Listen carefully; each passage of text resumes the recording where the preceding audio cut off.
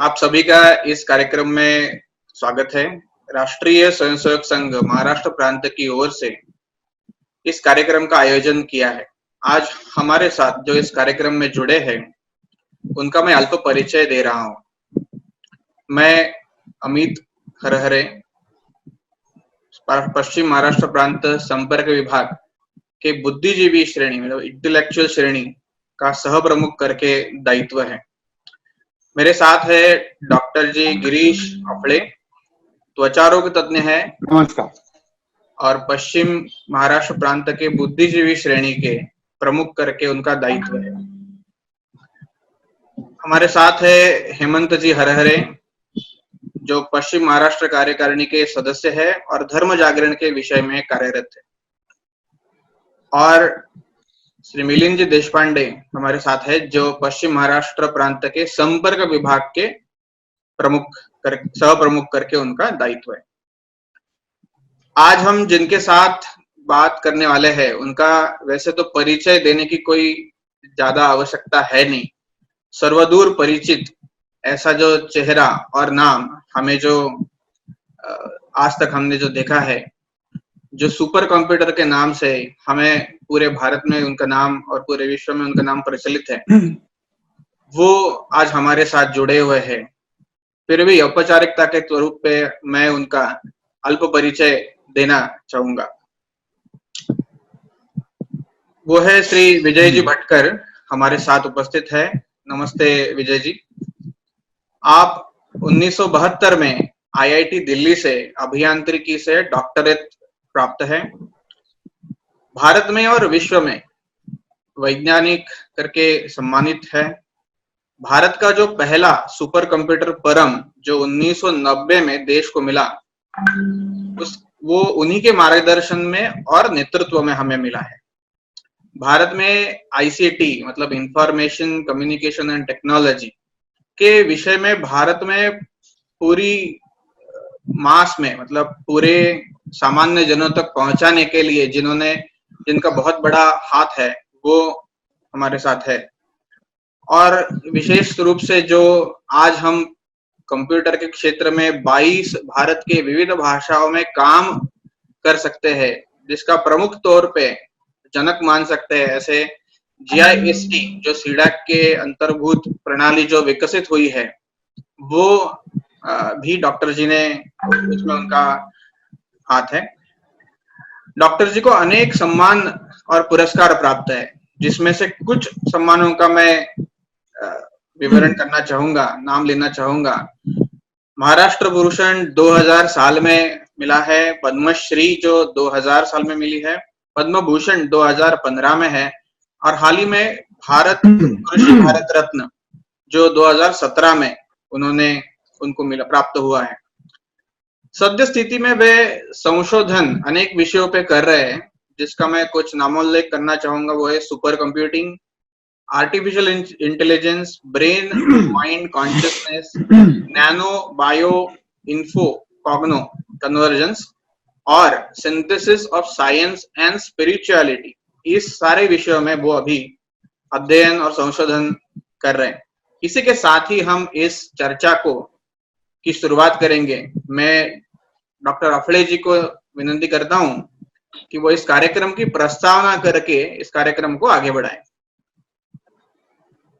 नमस्कार। हम जिस महामारी के दौर से गुजर रहे हैं, उसके बारे में किसी ने भी नहीं सोचा था। हम सभी लोग लॉकडाउन में हैं। हम सब में भविष्य के बारे में दुविधा है। अनेक लोग निराशाग्रस्त है। राष्ट्रीय स्वयंसेवक संघ पश्चिम महाराष्ट्र प्रांत इन्हीं समस्याओं का समाधान ढूंढने का एक सकारात्मक प्रयत्न कर रहा है। आपातकाल के समय में मान्यवरों के विचार समाज में सकारात्मक वायुमंडल निश्चित रूप से तैयार करेगा, यह हमारी धारणा है।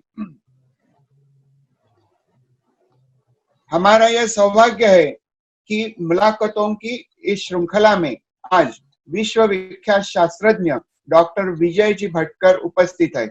नमस्ते डॉक्टर विजय जी भटकर, आपका स्वागत है। गिरीश जी नमस्ते। नमस्ते। मैं आपसे कुछ प्रश्न पूछूंगा, शुरुआत करता हूं। सर, हमारे जैसे आप भी लॉकडाउन में हैं, हमें कुतूहल है कि आप इस दौर में क्या क्या कर रहे हैं। गिरीश जी, इस लॉकडाउन के बारे में हमने कभी सोचा भी नहीं था कि ऐसी परिस्थिति सब दुनिया के सामने आ जाएगी। कई लोग भविष्य में क्या होने वाला है उस पर विचार करते हैं, विज्ञान में तो विचार करते रहते हैं कि क्या होने वाला है, आगे क्या होगा, इसके बारे में इनोवेशंस क्या करने होंगे, भारत को क्या करना होगा। लेकिन किसी ने भी सोचा नहीं था, तो अमेरिका हो या चीन हो या यूरोप के देश हो, किसी ने भी सोचा नहीं था कि महामारी इस तरह से हमें आ जाएगी और हम उसके लिए प्रिपेयर नहीं होंगे। ये हम देख रहे हैं कि जैसे कि हम फोरकास्टिंग करने लगते हैं कि आगे आने वाले सालों में, दशकों में भारत क्या होगा। मैं इस बारे में काफी सोचते रहता हूँ कि मेरा एक सपना है कि 2047 में 2047 जब भारत अपने स्वातंत्र की शताब्दी मना रहा होगा, तो भारत मुझे लगा एक प्रकार का विश्व गुरु, विश्व के सामने एक महा जो थी वैदिक काल में थी, कई 2017 हमने 1700 तक जो सबसे समृद्ध देश रहा है हमारा, कितने भी आक्रमण हुए तो मुझे लगता है कि वो फिर से भारत को प्राप्त होगा क्या। तो लेकिन ये नहीं सोचा था कि ये महामारी, इसी की कोरोना जैसी महामारी सब दुनिया के सामने आ जाएगी और एक नया चैलेंज बन के रहेगी। जी ओके, नहीं सर, आप इस लॉकडाउन में क्या कर रहे हैं अभी तो मैं देखिए कि मैं एक विरोधाभास गिरीश जी, एक विरोधाभास मेरे सामने एक प्रकार का आपके सामने नजर आएगा कि मुझे लगता है कि कभी कभी 4 हफ्ते हुए पूरे लॉकडाउन में है, हम सब लोग इसमें देख रहे हैं। लेकिन ये जो एक महीने, एक मास जो है ये रहा है मेरे लिए एक सबसे महत्वपूर्ण एक काल मेरे जिंदगी का मैंने अनुभव किया हूँ। ये मेरी अनुभूति रही है, एक प्रकार की अनुभूति रही है, क्योंकि ऐसा वक्त मुझे कभी मिला ही नहीं था। सतत काम में व्यस्त रहते थे, कई चैलेंजेस रहते थे, लेकिन ये 4 जो हफ्ते मुझे मिले और आप हम सबको मिले, तो उसमें ज्यादा से ज्यादा मेरा चिंतन हुआ है। मुझे लगता है कि चिंतन का महत्व बहुत ज्यादा है कि हम काम करते रहते हैं, लेकिन हम क्या काम कर रहे हैं, कहाँ जा रहे हैं, हमारा भविष्य क्या है, हमें क्या करना है, ये इसके बारे में हम ज्यादा सोचते नहीं है। लेकिन इस 4 जो 30 दिन समझ लो कि ये गए हैं मेरे, ये सबसे इसमें ध्यान, चिंतन, निधिध्यासन, इसमें ज्यादा से ज्यादा वक्त मैंने गुजारा। तो एक दृष्टि से मेरे लिए बड़ा मेरे सोचने के लिए ये तो एक बड़ा आह्वान, चैलेंज तो है, लेकिन एक बड़ा ही महत्वपूर्ण काल मेरे जीवन में रहा है। इसमें मैं अभ्यास कर रहा हूँ ज्यादा से ज्यादा। मैं जैसा बताया गया, अमित जी ने बताया कि विज्ञान, जो मेरी एक इंट्रोडक्शन की, विज्ञान और अध्यात्म, तो ये भारत की संस्कृति का सबसे एक इम्पोर्टेंट पहलू है हमारा कि हम विज्ञान और अध्यात्म एक ही दृष्टि से देखते हैं। हमको समझना है कि विश्व का सच्चा रूप क्या है, what is the nature of reality. तो आपको विज्ञान और अध्यात्म का साथ में ही अभ्यास करना पड़ेगा, एक साथ अभ्यास करना। यहाँ तक मैं मानता हूँ विज्ञान और अध्यात्म एक ही है। सोचते हम जाएंगे विचार करते समय, तो विज्ञान और अध्यात्म की बिना पूरी शिक्षा ले नहीं सकती। तो एक मेरा ये रहा है कि जिंदगी का मकसद रहा है विज्ञान और अध्यात्म साथ लाए, यही वेदों की रहा है। परिभाषा भी ऐसी रही है ज्ञान के बारे में, इसके बारे में सोच रहा हूँ। ओके जी, धन्यवाद। डॉक्टर जी, आप विज्ञान भारती के अध्यक्ष हैं, क्या विज्ञान भारती इस समय इसके बारे में कुछ संशोधन कर रही है? हाँ, आपने जैसे बताया कि विज्ञान भारती एक अभिनव हमारी एक संस्था है, जहाँ सबसे ज्यादा जैसे कि एक वॉलंटरीज वैज्ञानिकों, जो स्वयं सेवक वैज्ञानिक तो मान सकते हैं कि स्वयं प्रेरणा से इस संस्था में, इस ग्रुप में शामिल हुए। करीब 6000 वैज्ञानिक इसमें जुड़े हैं। और हम सोचते हैं कि भारत का वैज्ञानिक भविष्य कैसे होगा, इसके बारे में हमें क्या करना होगा। भारत को विश्व गुरु के रूप में सामने आना होगा, तो भारत के वैज्ञानिकों को क्या करना है। क्योंकि उसकी अहम भूमिका वैज्ञानिकों की रहेगी कि क्या क्या करना होगा, भारत देश के लिए क्या करना था, भारत की विरासत, विज्ञान की विरासत क्या रही है जो हमारे सामने नहीं है। आज के जो हमारे स्कूल के बच्चे पाठशाला में पढ़ते हैं, विज्ञान जो पढ़ते हैं, तो उनको ये पढ़ाया जाता है कि विज्ञान के पाश्चात्य देशों की हमारे लिए पाश्चात्य ने हमारे सामने लाए, लेकिन भारत की विरासत, विज्ञान की विरासत जो वेद कालीन जो के 1000 साल, 5-6-7 हजार साल से पहले जो शुरू होती है, और अभी भी वो जो प्रवाह रहा है, अभी भी खंड न होते हुए अभी भी आगे चल रहा है। तो उसके बारे में हम सोचते हैं कि ये विज्ञान भी पाश्चात्य विज्ञान के साथ और आधुनिक विज्ञान के साथ जोड़ा जाए। तो विज्ञान भारती की ये हमारी भूमिका ज्यादातर रही। सर, अभी मेरे मन में और एक प्रश्न है। संकट तो है ही, सब लोगों ने स्वीकार कर लिया है, लेकिन क्या इस संकट का रूपांतर संधि में किया जा सकता है? संकट का रूपांतर संधि में, अपॉर्चुनिटी। एक बात जरूर है कि हम देखते हैं कि महामारी अब हमने सामना करे, लेकिन ऐसी महामारी, कई महामारी हमारी प्राचीन काल से आती रही है। हर 100 साल के बाद ऐसा कोई बड़ा संकट सामने है, हम हमारे सामने नहीं, सब विश्व के सामने। और ये भी देखा गया है कि हर संकट में दुनिया जिसे जो आगे बढ़ी है, हमारा भारत देश आगे बढ़ा है, उसके सामने जब हम संधि के रूप में देखते हैं तो एक प्रकार का नई दृष्टि में प्रदान होती है और नए नए खोज लगते हैं, नए जो हमने कभी सोचा ही नहीं था। तो मैं एक बात इसमें इस संदर्भ में कहना चाहूंगा कि देखिए कि तो मेरी जी जो अमित जी ने इंट्रोड्यूस किए थे कि मुझे किया था कि सुपर कंप्यूटर के बारे में, तो 1988 में जब ये विचार चल रहा था, 87 में विचार कि भारत के पास सुपर कंप्यूटर नहीं था, हमें सुपर कंप्यूटर की जरूरत थी हमारे वेदर प्रेडिक्शन के लिए, और कई हमें विज्ञान के क्षेत्र में जब आगे बढ़ना होगा तो सुपर कंप्यूटर के बिना हम ना आगे, हमें पता चल गया था कि हम नहीं बढ़ पाएंगे। तो अमेरिका चाहता कि वो सुपर कंप्यूटिंग टेक्नोलॉजी सिर्फ उसके पास ही, हम जानते हैं कि इसमें तब आईटी वगैरह नहीं थी, कुछ भी आईटी का नाम भी नहीं था उस टाइम हम बात कर रहे थे 87-88 में, इंफॉर्मेशन टेक्नोलॉजी यानी इसका नाम भी नहीं था तब। तो हम उस टाइम बात कर रहे थे कि भारत को सुपर कंप्यूटर बनाना होगा। अमेरिका ने हमको उसका नकार दिया था क्योंकि वो उसको एक स्ट्रेटेजिक टेक्नोलॉजी समझती थी। तो ये टेक्नोलॉजी हमारे पास थी, यूरोप के पास भी नहीं थी, तो इस बारे में उनको भी वो देने को तैयार नहीं थे। तो एक हुआ कि कुछ के राजीव गांधी जी और रीगन जी का डिस्कशन हुआ था उसमें, हाई टेक्नोलॉजी अकॉर्ड में। तो इसकी शुरुआत हुई जब अमेरिका में हमको नहीं दी और हमारे सामने एक प्रकार का संकट विज्ञान और क्षेत्र में और तंत्रज्ञान के क्षेत्र में, हमारे स्पेस प्रोग्राम में, हमारे डिफेंस प्रोग्राम में एक सामने आया था, तो वही हमने संधि मांगी नहीं कि नहीं है तो हम बनाएंगे, नहीं तो हम नहीं बनाते थे। तो ऐसा कई बार हुआ स्पेस टेक्नोलॉजी में, जैसे डॉक्टर भाभा ने एटॉमिक एनर्जी के टाइम पे, जब उनको भी पता चल गया था कि भारत में एटॉमिक एनर्जी बनाना चाहिए, तो भारत में कई आह्वान थे उस टाइम, भारत एक गरीब देश था, हमारे खाने के लिए भी प्रॉब्लम थे उस टाइम, लेकिन एटॉमिक एनर्जी प्रोग्राम शुरू हुआ था।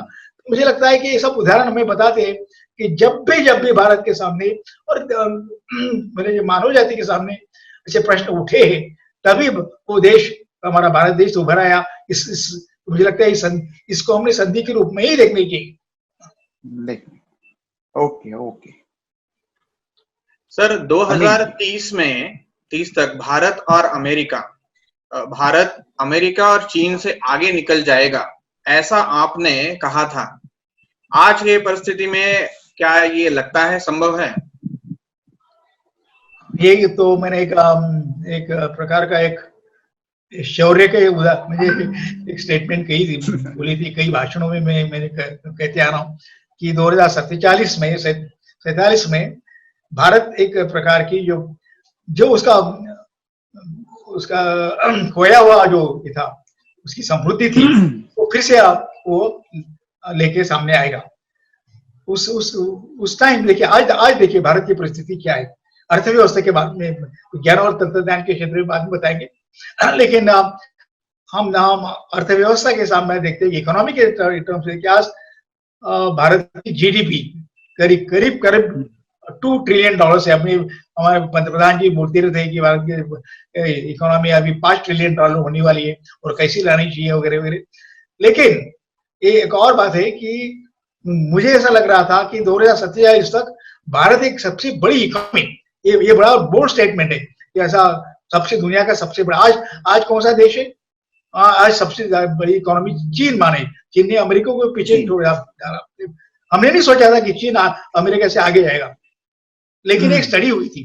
क्या मुझे कहना था कि आज भारत की इकोनॉमी और हमारे माननीय पंतप्रधान जी जब $5 ट्रिलियन की इकोनॉमी की बात करते जब बोलते हैं तो वो nominal economy, it is not purchasing power parity economy. ये आज डॉलर की कीमत यहाँ है और डॉलर की और रुपया, एक डॉलर में हम जो खरीद सकते और हमारे डॉलर भारत में जो खरीद सकते हैं अमेरिका में, उसमें काफी तफावत है।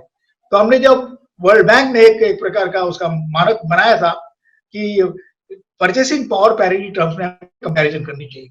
आज हम देखते हैं कि भारत का ये, मैं अभी बोला हूं, करीब करीब $10 ट्रिलियन, $5 ट्रिलियन नहीं, आज हम बात करते हैं 9 पॉइंट समथिंग ट्रिलियन की इकोनॉमी हमने बनाई है। तो उस कंपैरिजन से भारत आज दुनिया की तीसरे क्रमांक की इकोनॉमी है। और अमेरिका ने खुद बोला है उनके रिपोर्ट में, कुछ साल पहले बोला था कि आने वाले सालों में भारत अमेरिका से आगे निकल जाएगा। उस टाइम अभी देखना होगा, अभी ये कोरोना के संदर्भ में क्या होगा, ये कोविड के संदर्भ में क्या होगा, इकोनॉमिक टर्म्स क्या होगा, उसका तो असेसमेंट बाद में होगा। लेकिन अमेरिका ने खुद का स्टेटमेंट है, उनका रिपोर्ट है, तो सीआईए का खुद का रिपोर्ट है, सीआईए का रिपोर्ट है वो, जो दुनिया के सामने भी देखा जाता है कि भारत अमेरिका को आने वाली कई साल, 8-10 साल में भारत अमेरिका से आगे निकल जाएगा। और वही रिपोर्ट बताता है, और कई रिपोर्ट जो आए कि भारत समझ लो 2050 तक, 47 तक मैं बोलता हूँ, इसमें सब दुनिया के आगे, चीन के आगे निकल जाएगा अर्थव्यवस्था में। बाकी तो हम विज्ञान और तंत्रज्ञान और एजुकेशन के सेक्टर में तो हम कई बातें तो उसमें भी निकल जाएंगे। ये मेरा स्टेटमेंट रहा है।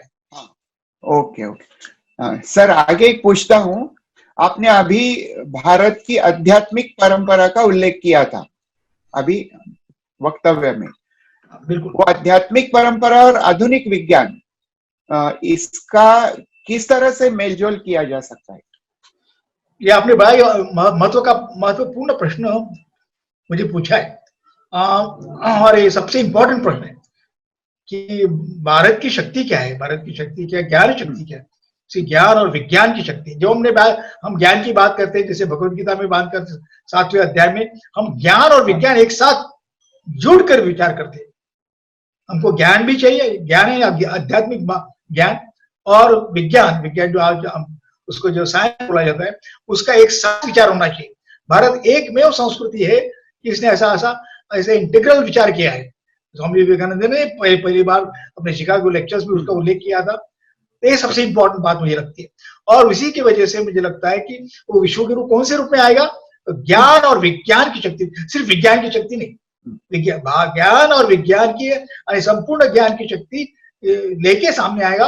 और जब ऐसे कुछ हमारे सामने आह्वान आते हैं, जैसे कि देखिए कोविड जैसी बात हुई, उसमें कई कंट्रोवर्सीज हो रही है, चीन के साथ कई कंट्रोवर्सीज हो रही है, तो उसके बारे में हम नहीं डिस्कस करेंगे। लेकिन भारत इसका विचार एक साथ करना चाहता है, और उसी वजह से वो एक प्रकार की एक ज्ञान की महान परंपरा लेते हुए वैदिक टाइम से हजारों साल से पहले अभी तक हम विचार और हमने आगे बढ़ाना चाहिए और बढ़ाएंगे। डॉक्टर जी, इसी विषय में आपने कहीं कहा था कि विवेकानंद जी ने भी ये कहा है कि भारत अपना पुनः वैभव प्राप्त करेगी। तो इसके चलते इस आज के दौर में भारत को इस विषय में क्या करना चाहिए ताकि ये स्वप्न पूरा हो? मुझे तो एक लगता है इसके बारे में एक ही बात है कि हमारे एजुकेशन सिस्टम, सबसे इंपॉर्टेंट बात जब होनी चाहिए कि हमारी जो परंपरा रही है गुरुकुल पद्धति से, वैदिक काल से, उपनिषदिक काल से, जो हमारी गुरुकुल पद्धति को फिर से रिवाइव करना होगा। फिर से ऐसा हमारे शिक्षा का मूलभूत शिक्षण क्या है, शिक्षा का हमारे शिक्षा का मूलभूत विचार क्या रहा है, उसको हमसे फिर से रिविजिट करना है। अभी जो हमारे नए जो एचआरडी मिनिस्टर आए निशंक जी, तो उन्होंने एक उसके बारे में कॉन्फ्रेंस बुलाई थी और वही यही विचार हो रहा था कि इस करने के लिए मूलभूत विचार क्या होना चाहिए। तो उसके बारे में कई लोग सोच रहे, हम सब सोच रहे कि ये कैसा होनी चाहिए। तो लोग, लेकिन वो इसमें प्रेरणा जो मिल रही वो उपनिषद से, वेदांत से इसकी प्रेरणा लेके हम आगे बढ़ रहे हैं।